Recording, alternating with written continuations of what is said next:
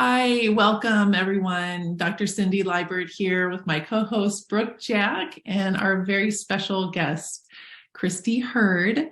Christi, welcome. So glad Thank you. you're here. Yeah, Christi and I go back a little ways.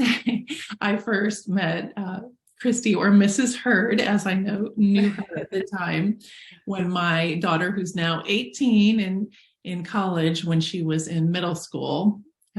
She had Christi for her English teacher.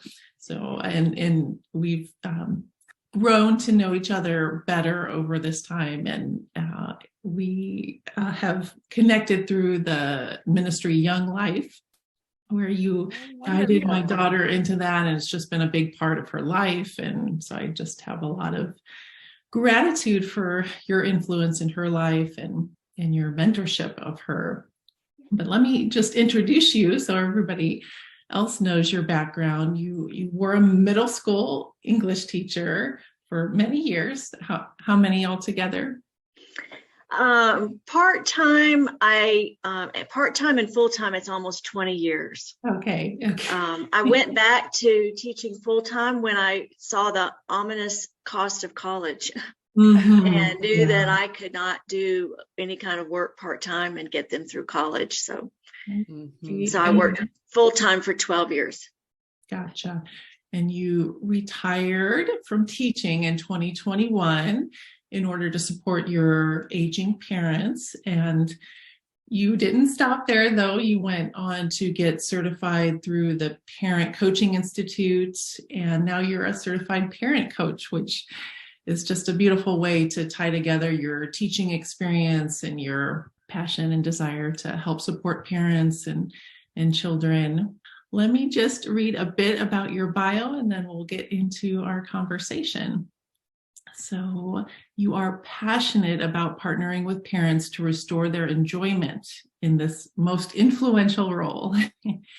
She uses her PCI training, her classroom experience, along with her own parenting experiences to help parents of any age children lead with intention so that they will make better decisions and have fewer regrets.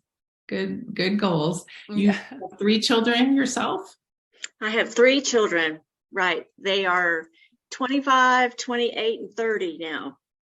Wow. Amazing. Yeah. It goes quickly. It goes quickly.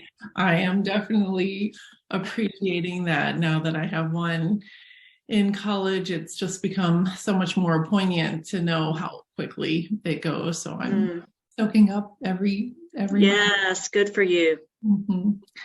And so your passion is to help families flourish in this crazy, fast-paced digital world we find ourselves living in. And you offer one-on-one parent coaching and also group coaching and workshop teaching. You just mentioned before our session here that you are working actually with the school system, doing some workshops there, which is super fantastic.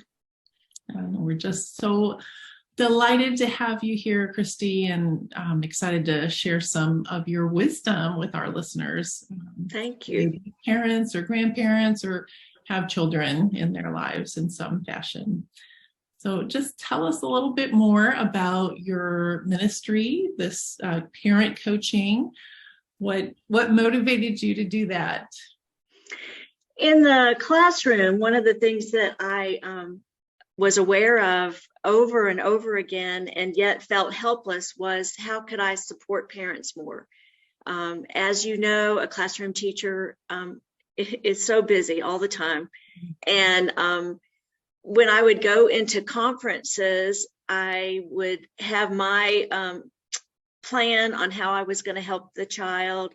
There might be a specialist in the meeting saying how they were going to help the child. The child was saying what they were going to do differently. And I often felt like I was just kind of patting the parent on the shoulder saying, and good luck. And because that was all I could do. And then when I learned that parent coaching was actually a field, I learned that from one of my doctors and talked with his wife, who was a parent coach. I thought, this is the perfect segue for me as I retire, because I am so passionate about helping parents, have been, but was helpless to do so. So I went into a year-long, very intense training program. I felt like I was getting another master's degree, over 100 hours of clinical coaching. Wow. And just was certified last spring.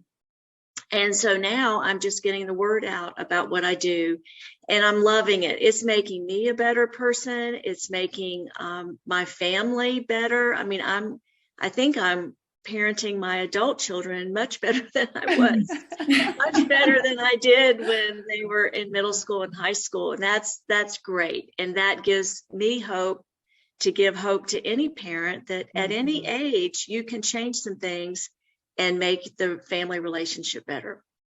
I love that. Thank you, Me Christi. too. That's a really good message, that it's never over. Or That's right. Parents' life. Never too late. It's never too That's right. late. Never too late to change something. And one of the positions that we hold as parent coaches is that the agency is really more with the parent than it is with the child. And so when we can help parents see that just a few little tweaks could make a huge difference, then they're very hopeful. That's wonderful. Well, I'm curious what you've learned about through your experience being a middle school teacher, and then also with the parent coaching training. How much did you get into like the neuroscience of adolescent brain development and how to work with that teenage brain? Right. I'm still learning about that, but we had a course called Brain Compatible Parenting. And so helpful to for a parent to know what stage their child's brain is in, so that they can monitor and be aware of it as they're communicating with their child, because they are not, we think they're a mini adult, but not at all. And I feel like I am guilty of that sometimes, having that mindset that my kids are miniature adults, and why don't you understand this, or why is this not computing? And I have to guard myself against that and step back and realize they're still in development. This is, I've had so many more years ahead of them for that to happen, and for my understanding to be at a certain level of situations. And so having that compassion and courage even to say, okay, do something different, think different. I think it requires a lot of courage. Well, it's so wise. And so often I think parents get into the stress of whatever it is that's happening and don't take that step back like you do, Brooke, and think, what's best for my child here. It's so easy to make parenting about us and not about what's best for them. Yes, my husband and I have a running little inside joke in a way that whenever we're having a challenge with one of our either preteen or two teenagers, we look at each other and we say, your brain is still developing, and we just oh, that's excellent that you do that. I try to tell parents, they're like, if they had a sign on their head that said, please be patient with me, God isn't finished with me yet. That's right. Oh, so good. Yeah. And we know just in childhood, the first 6 years of life are so critical for brain development. It just like the whole structure just develops almost to adult size by a fairly early age, by like 6. However, there's a lot of reworking, remodeling that happens in the teenage and early 20s, where it starts in the back of the brain, and all the connections get pruned and become more efficient and focused on what the child is actually engaged in and learning and doing. And so it's such a unique, beautiful window of time for them to develop but also for us parents and teachers and people around them to give them grace and be gentle with them as their brains are developing. So well said. That's right. That's right. Both Brooke and I are working mothers, and I know a lot of our listeners are as well. And I'd love to just hear what kind of advice you have, Christi, for especially working moms and dads, parents that have to, juggle a lot of things and prioritize. And what kind of tips do you have for us? My hat's off to you. Anybody that works outside of the home, I think, have a more complex life. And to realize that you can still be a good parent even when you work outside the home brings a lot of hope. But I think it also brings a lot of pause, because you have to stop and work through, what are my values? What do I want to be communicating to my child as a working parent? How can I be totally present with them when I am home and not bring work home? There's just a lot more, I think, reflection that you have to do, and intention to do a good job at being a working parent. Yeah, the values, that's feel like I've got that one down. But bringing work home is so challenging because of the nature of my job, and patients, their concerns don't stop during working hours. And so there's often a lot of administrative things, and I've tried so much to limit that and keep it in check, but it's really a challenging thing. And so that's an ongoing struggle. But research shows that if you give your child 15 minutes of undistracted, totally all about them, you're in their world every day, that really is sufficient. So that means that you put your phone down, the laundry can wait, anything that is distracting you, all of that can wait, and you get into their world and you validate whatever it is that they're saying. You're listening, you're loving. That's huge for a child. So I have seen, and I have to say this, I have seen parents who maybe don't work full time, but are not involved with their children when they're home, and have them in front of a TV, give them a phone, are doing laundry, running to the grocery store, all kinds of multitasking, and the child does not feel connected to the parent. So that's why I say you have to look at what's most important to you and how you're communicating that to your child. I personally don't think that you're harming your child by being a working parent. I think it's more about who you are when you're with them. Yeah. Well, thank you for saying that, Christi. That means a lot to me. I grew up with, my mom was a chemist. She ran an analytical lab at a pharmaceutical company, and she worked a lot. She worked actually across the river in St. Louis when we lived in Southern Illinois. And I remember I never felt deprived. I actually was proud of my mom and looked up to her. And so that's something I've had to work through, my own mommy guilt around my professional career. But I do think that children, there's, of course, many wonderful benefits of having a stay-at-home mom or dad that, can be there all the time. But there's also great benefits to working and the things that we're able to bring into their life in that way. And I've seen that with my oldest daughter, Leah. She's given me feedback on that she does kind of feel the same way about me that I did about my mom. So that's wonderful. Again, it's about the connection. It's about the connection that you're nurturing with your child. That is just so important. That will when you think about, you reap what you sow. If you're sowing connection every single day with each of your children, it is going to reap all kinds of blessings.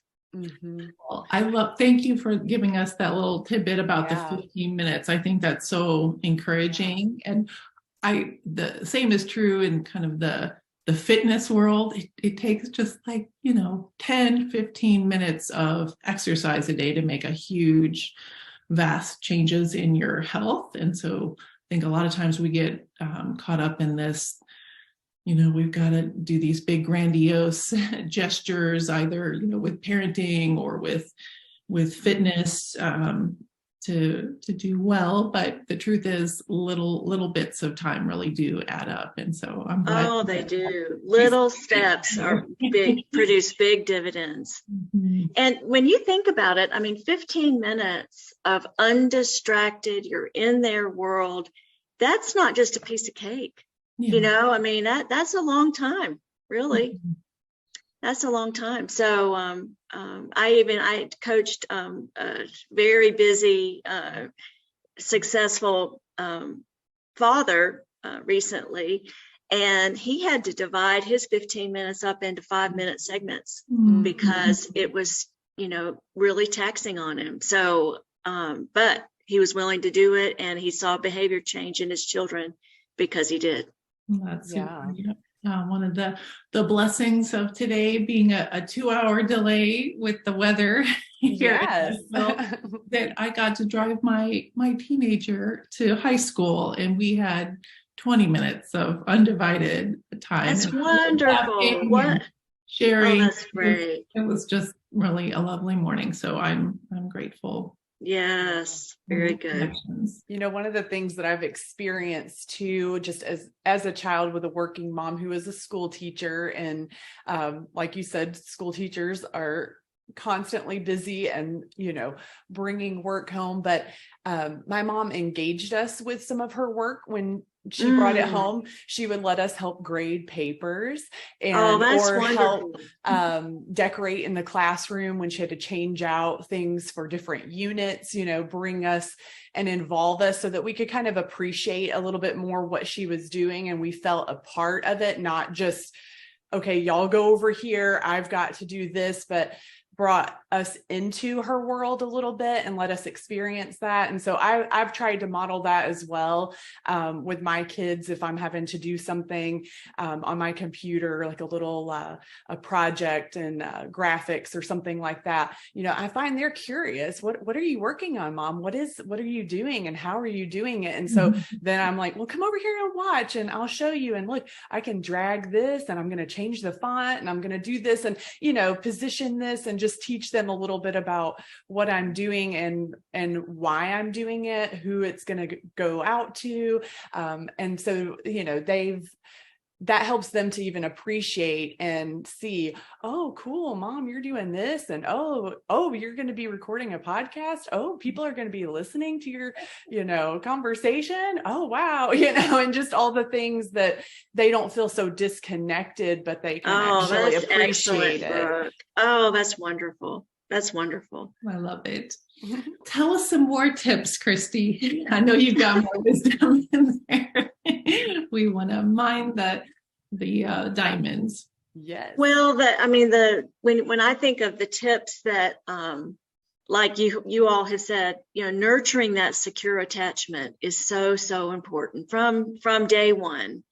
And if I could go back in my middle school and high school years with my children, I think that I would have validated them more instead of fixing them more. My personality is dramatic, and so it's very natural for me to go right into this.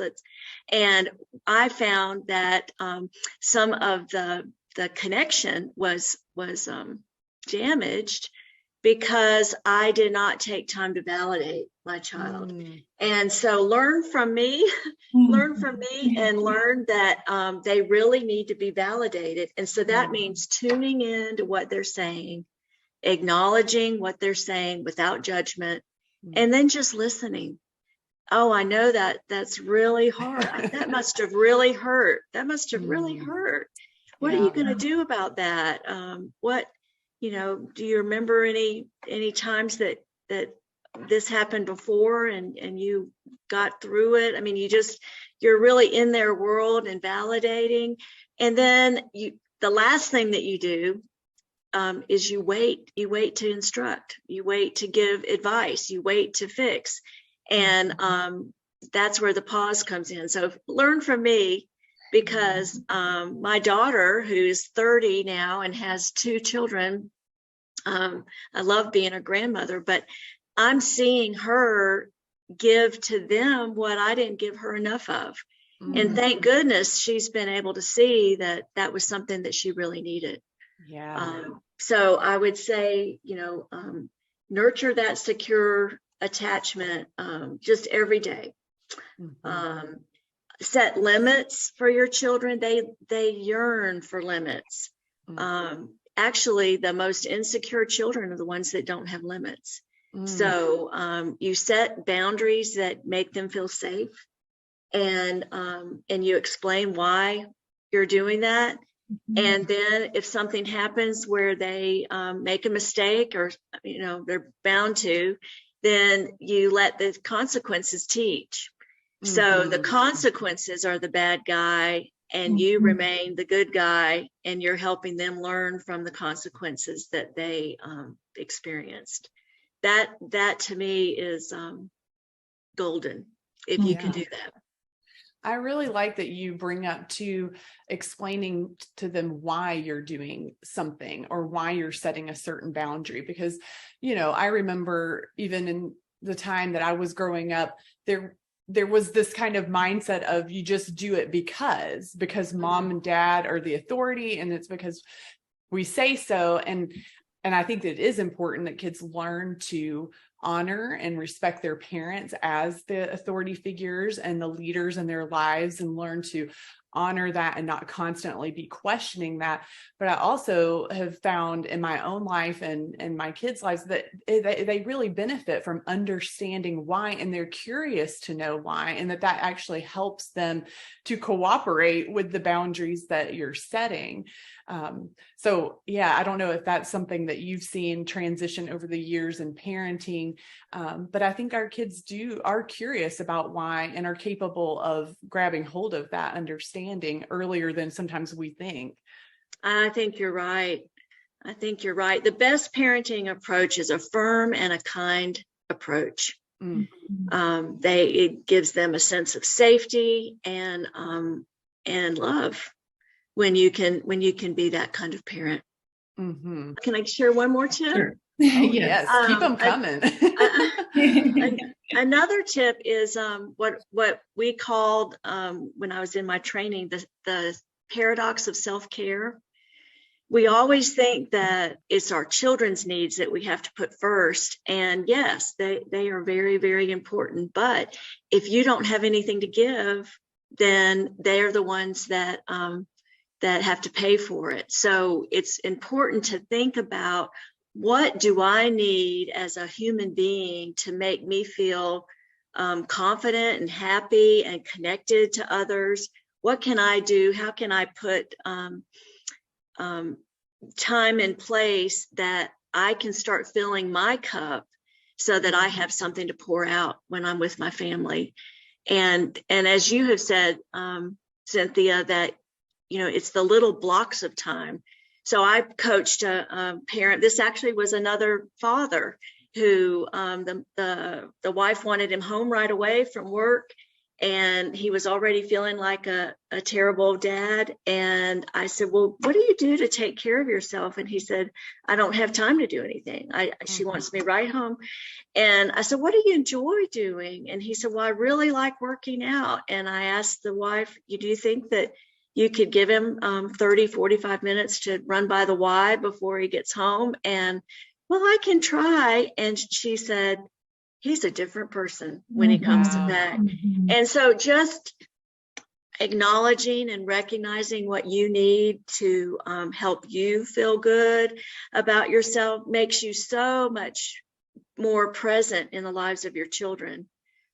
So I would encourage you to put yourself first and realize that you're really doing it for them.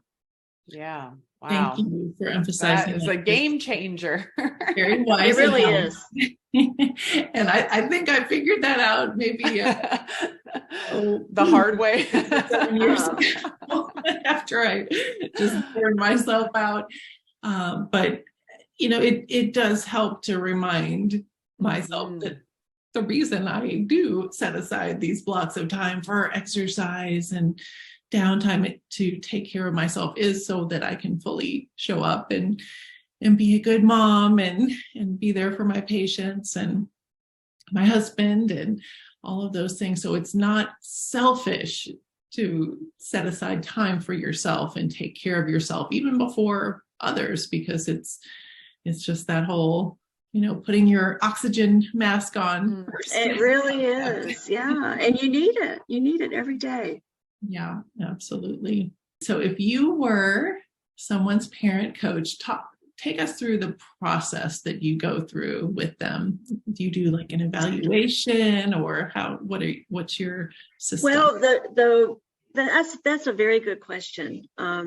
Because I do one-on-one coaching, group coaching, and then as you had said, I teach workshops. But I'm coaching a parent right now who attended one of my workshops and said, "Wow, I just want to go deeper than what you presented." So we start with, they just kind of table everything that's challenging to them. And then we look at what are the strengths that you see in your family, because the approach that I take is a strength-based approach. With there's an approach called appreciative inquiry, that the more that we can bring life to the system and find life in the system, there's more hope and vitality for parents who are parenting. So once they share their challenges and we talk about the strengths in their family, then we start talking about what they want to change, what's different, what would they like to be different. Mm-hmm. And that takes a lot of time to kind of enunciate and be clear about that. But once they can kind of be specific about what they want, then together, I'm just a thinking partner. I'm not a super nanny who comes in and tells them what to do. Together we look at what they want and how they can get more of that. Mm-hmm. And so I might share research, I might share my own experience, I might let them tell me what really happens when they're home. And then together we create action steps that they feel like they can take. And then they start trying those action steps and then come back and we revamp and go at it again. So it's kind of, it's like a fitness coach. You start with what they already know, what they're good at, and then you just help them get stronger. Mm-hmm. Beautiful. I love that the strength-based, you called it appreciative inquiry, is right. Coach. Right. It's so like one of my first questions when I talk with them each week is, what's going well? Tell me what's going well in your family right now. And it's amazing what that does. It already, just asking that question and thinking about it gives the parent hope that, things do go well in my family and I can create good environments in my family. And it usually fuels their willingness to try new things. And it's really wonderful. I use the word magical. I just think that as they do that process with me, change begins to happen and they're just astounded. Mm-hmm. It's fun for me too to watch. That's beautiful. You're actually modeling for them how they can do appreciative inquiry with their children, because that's true. Beautiful. Right. I mean, the more that they can find the life in their system, the more they can give. Yeah. I always like to tell them, you're a life giver. So beautiful. I recently overheard a conversation someone was sharing about the root of the word inspire means to breathe life into. Oh, I love And that. that's just a beautiful kind of metaphor for Yes, it is. your ministry and how I'm sure your Christian faith influences the parent coaching and doing just what Jesus came. Well, I just think it's the most important job you'll ever have. You cannot replace yourself. You can replace yourself in every other area.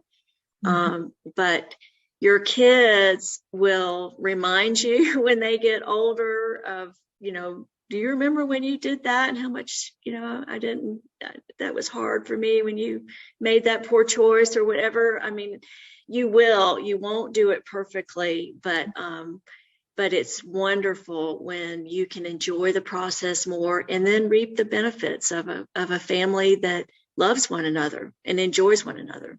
Yeah, that is beautiful. Share a little bit more about how your faith infuses or informs how you are a parent coach. Mm-hmm. Well, it's everything for me because I believe that God has gifted me with teaching and encouragement and to see people as dynamic human beings who can grow and change and be their best self. That was the kind of teacher I was. I tried to hone in on each child and somehow speak life into their world and help them learn. And I'm really doing the same thing, but I'm doing it with parents who really want to learn. And that's really wonderful for me when you can combine someone who wants to learn with someone who wants to encourage and teach. You've got a great combination.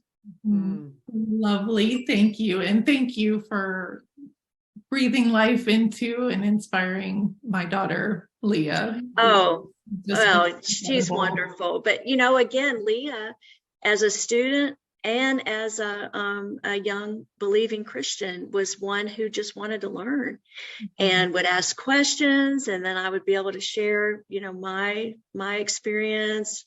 And it built just a beautiful, trusting relationship. And she's just blossoming. I'm loving watching the young woman that she's become. Me too. Well, I thought we could wrap up since we're all three mothers and have had our own journey in parenting. I thought we could wrap up with just sharing maybe 3 of our own parenting tips or pearls of wisdom that we've gained over the course of our parenting journey. So, Brooke, sounds good. Get us started. We'll let you finish, Sure. Christi. Sure. Well, the first thing that comes to mind is just attitude. Attitude is kind of everything. And one of the things that we adopt in our household, a phrase that we use often is attitude of gratitude. And when, the grumbling or the complaining starts or the whining, that's kind of our key phrase, attitude of gratitude. And just learning to keep perspective and things and celebrate the little things, celebrate the little victories. It's okay to embrace the awe and wonder of the little things, sometimes. And I fell into this trap for many years as a parent, being so adult and serious, and just not appreciating some of the little things and taking time to celebrate those. So I think just approaching things with that attitude and being grateful for all of the little victories and looking for ways to celebrate every little thing that you can will change so much about your own attitude and the atmosphere that you're carrying into the house. Yeah. And it's going to be a ripple effect in the household and shift the atmosphere for those that you live with too. So that would be that's excellent. That's excellent. And the second tip would just be about intentionality around family time. So with both my husband and I working, doing ministry and business, both of us being involved in those. And so wearing many hats, what we found was creating some kind of consistency around family time that would help generate excitement for everyone. And so what that turned into was our Saturday morning pancake breakfast. And every Saturday, the kids looked forward to, that's when we would, cook the eggs and the pancakes and some kind of breakfast meat. And, we made it a big to-do, and we took the time to cook together and then sit around the table together and take it slow that on our Saturday mornings and talk. And when we have family devotions, but we just share what is the highlight from your week and just go around the table and have that time. And so, it may not be something that everybody can do every single day, but I think where you can create consistency, do it and protect that time. And that will just generate the anticipation and excitement around that togetherness. And then the third tip would be to stop comparing yourself and your kids to others.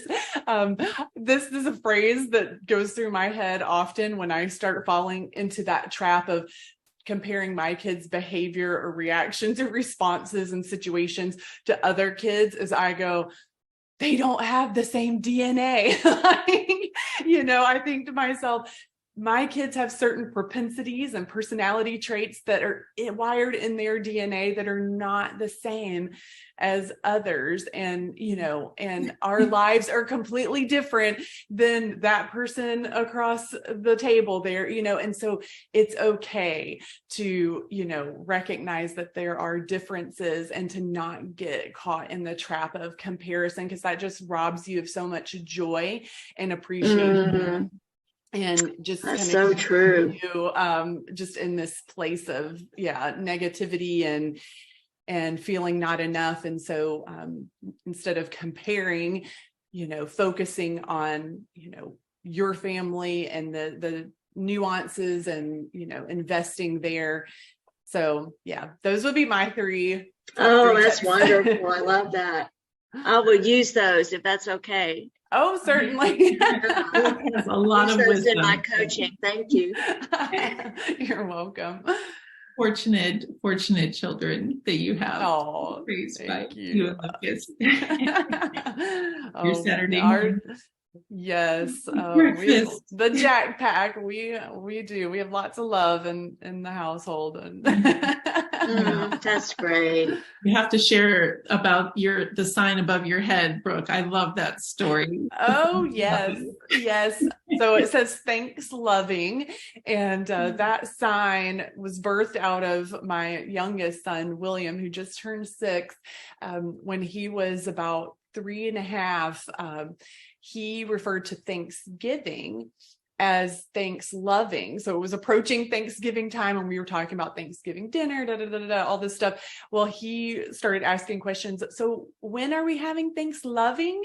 And, it was so cute and adorable. We would laugh at the little, his little mistake in pronunciation. But then we realized, you know what? Yeah, every day can be thanks loving, because, we're practicing gratitude and we're loving. So my sister surprised us with that sign after hearing the story. And so we have that now posted right here behind our dinner table, just to remind us that every day is a reason to celebrate and be grateful. Oh, I love that. Oh, that's wonderful. Yeah, that's wonderful. They go together. They do. Exactly. So I'll share my top 3 here. Grace is the number one, and it goes back to the concept of their brains developing. They're just in this beautiful, kind of vulnerable, but also flourishing time in childhood and adolescence, and just giving your children grace, and also mamas giving yourself grace for the way you failed and you lose your temper and you know don't do things how you like to do, how you know they should be done, to give yourself grace. And then that flows into my second piece of advice that I've learned from some wise mentors, is to own up to your mistakes with your kids and to ask for their forgiveness. And that's also a way that I try to model our Christian faith, is being humble and admitting when you screwed up. and asking for their forgiveness, showing them how to make a true apology that acknowledges that you were wrong, and asking to be forgiven. So those are my first two. And then I think part of our journey, and I'll be sensitive to privacy for my kids, but we've had some concerns with mental health. And it has been an opportunity for us to teach and model and encourage around the renewing of our minds, and helping them to replace negative thoughts or worldly value systems, helping them to replace that with the truth of who they are and their identity in Christ. And so pointing them to God is my third point. Oh, I love that. Wow. Yes, y'all are great. I will use your tips as well. Great. And Christi, why don't you finish us off with your 3 additional tips for us? One of the things that keeps coming to my mind, because I'm taking care of my almost 89 and 90-year-old parents, is that you're always watching your parents. I don't care what age you are, you're learning from them. You're learning how they deal with life. You're learning how what matters to them. And so I guess take a sober understanding of the role that you have in your children's lives. They will catch a lot of things. Oh, yes. More is caught than taught. You've probably heard that. Yes. And so just to be aware of that. And I think that's why taking care of yourself is so important, and pausing and recognizing that, in order to help them regulate themselves, you have to regulate yourself. So what can I do so that I can be more present in their lives? I guess that's my second tip, is recognizing the importance of self-regulation. And then the third one is recognizing that this is such a short time. I can't emphasize that enough. I cried. I wore sunglasses at every high school graduation. It's so hard. It's so hard. But when you start to see that you're part of the metamorphosis of this child becoming an adult, then you begin to make decisions and choices that will groom them for their flight instead of clipping their wings. So, as they're growing, I'm more aware of middle school and high school, but as they're growing, I think it's very good to counsel yourself, how can I groom them to have more confidence so they can fly, and to recognize that when you're afraid, you're going to want to control. And to say, that's really the issue, is being afraid. And then they have to deal with your controlling behavior. So that's it. Yeah. Wow. Thank you for all of that wisdom. Yes. So encouraging. Okay. You're welcome. In the process of learning that the letting so hard. fly. And God was so gracious to give us an extra year after high school for her to live at home and get some of the basics out of the way at the community college, because it's given me the time to process and really realize that, she wasn't really mine, that I'm just giving her. And that's a very emotional experience, isn't it? I mean, we wanna hold on, but and what's best for them is just to let them go, and then they come back, and you have a completely different relationship because of the independence that you've given them. You've heard that. I know you've heard that phrase, the two lasting gifts we give our children, roots, and the other is wings. Oh, that's beautiful. And I just really believe that, you're in the nurturing time, nurturing that environment, being aware of that environment, going deep with those roots of what is important to you.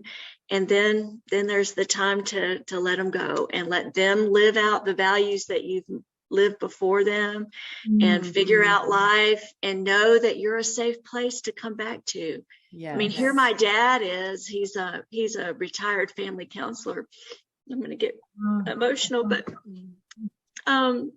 he's taught me so much, and he's so thrilled that he feels like I'm kind of carrying on what he did. Absolutely. You can add that to your resume, not only being a mom of 3 and a English school teacher and now a certified parent coach, but you've been seeing that be modeled your whole life with your dad. Yeah, I have. Very grateful.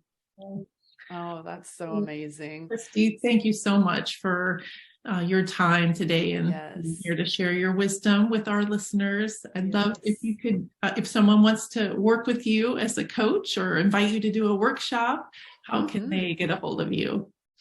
My website is hurdhuddleparentsupport.com, and that's where you can get the information from me and my phone number and everything. I'd love to work with you. And that's HURD. Huddle. Yes. Okay. Yes.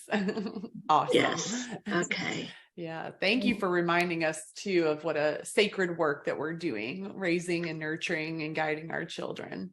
Oh, it is. It is the best thing you'll ever do.